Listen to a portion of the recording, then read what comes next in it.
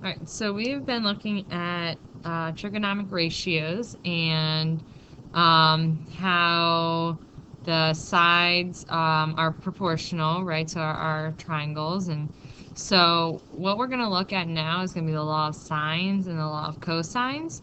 The law of sines shows, again, the proportional relationship between angles and their opposite sides, right? And that's specifically for sines because we know sine is always opposite um,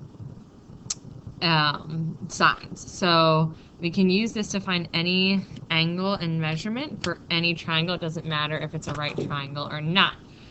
So if we look at side A, that corresponds to angle A, right? And we know that angles are typically represented by capital letters and sides are lowercase. So we see that angle A corresponds to side A. So we know the sine of angle A to side A is proportional to the sine of angle B to side B, which is proportional to the sine of angle C to side C, right? And we know that the angle measure always is connected to the sine, the cosine, or the tangent. In this case, it's always going to be the sine because we're looking at the law of sines. All right, so if we look at number 1, we see that we're looking for x, and that corresponds to the angle 71 degrees. So we have the sine of 71 to x is equal to the sine of 35 degrees to 12. Right, and then this goes back to algebra with literal equations, and we're just trying to solve for x. Right, so the first thing that we'd want to do to solve for x would be to do that cross multiplying. So we'd have x sine 35 is equal to 12 sine of 71. Because the 35 is the degree measure, right? Then we can divide by all of sine 35 because the sine always is with that degree measure.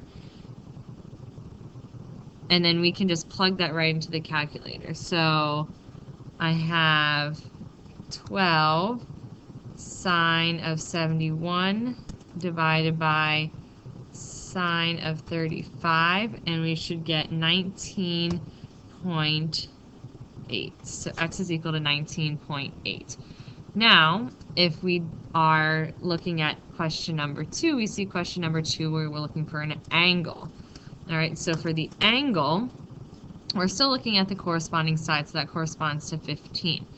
But now I have the sine of x to 15 is equal to the sine of 126 to 31. Again, we're trying to solve for x, so the first thing I'd want to do, we could just multiply by the 15 or we can cross multiply. It doesn't matter.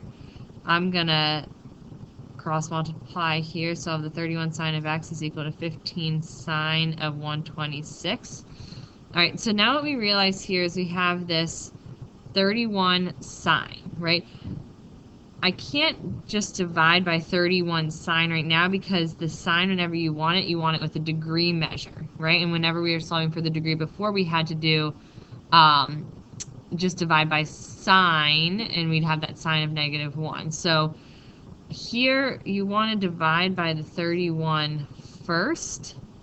So I would have 15 sine of 126 divided by 31, and I get this decimal. So in order to be the most accurate at the very end, don't round here to the 10th.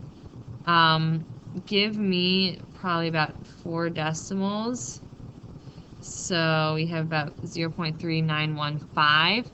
Now I think about, okay, well, when I divide by sine, I know dividing by sine is the same thing as multiplying by the reciprocal, because you can't just divide by the sine because it's looking for the degree measure, right? So you want to say that x is equal to the sine -1 of 0.3915. All right, so we have the sine of -1 times 0.3915, and we get 23.04, which does not give me any higher of a tenth to round to, so I'll get x is equal to 23 degrees. All right, so what I want you to do is I want you to try 3, 4, 5, and 6, and then check your answers by turning the video back on. So pause the video right now, again, try 3, 4, 5, and 6, and then start the video to check your answers.